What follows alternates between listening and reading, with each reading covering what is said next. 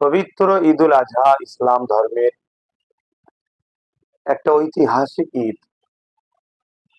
এবং এই জিলহজ মাস মূলত দুটো বিষয় খুব গুরুত্বপূর্ণ।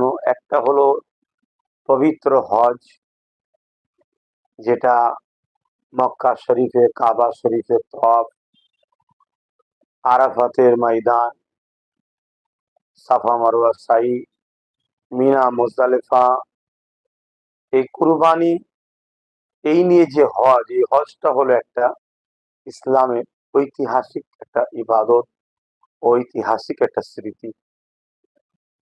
পাশাপাশি 4500 বছর ধরে কম বেশি চলে আসছে এই পবিত্র কোরবানি ঈদুল আজহা উপলক্ষ করে। এর ইতিহাস আমরা সবাই জানি। মহান স্রষ্টা রব্বুল আলামিন মুসলিম জাতির পিতা হযরত সৈয়দনা ইব্রাহিম আলাইহিস সালামকে ভালোবাসা, প্রেমের পরীক্ষা নিয়েছিলেন। সেই পরীক্ষা ইব্রাহিম আলাইহিস সালামকে তেনার সব থেকে প্রিয় জিনিসটা সৃষ্টিকর্তার প্রেমের জন্য উৎসর্গ করা, কুরবানি করা।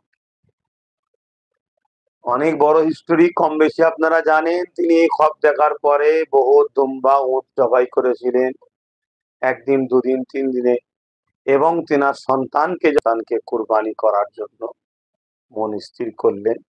এটা ছিল একটা পরীক্ষা। মোটেই মহান রব্বুল আলামিন তেনার সন্তানকে তিনি কুরবানি করতে চান না।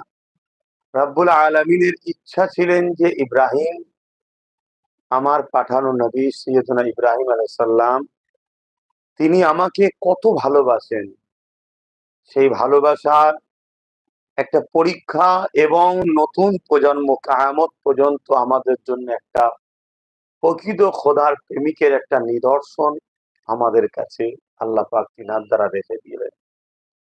ইব্রাহিম আলাইহিস সালাম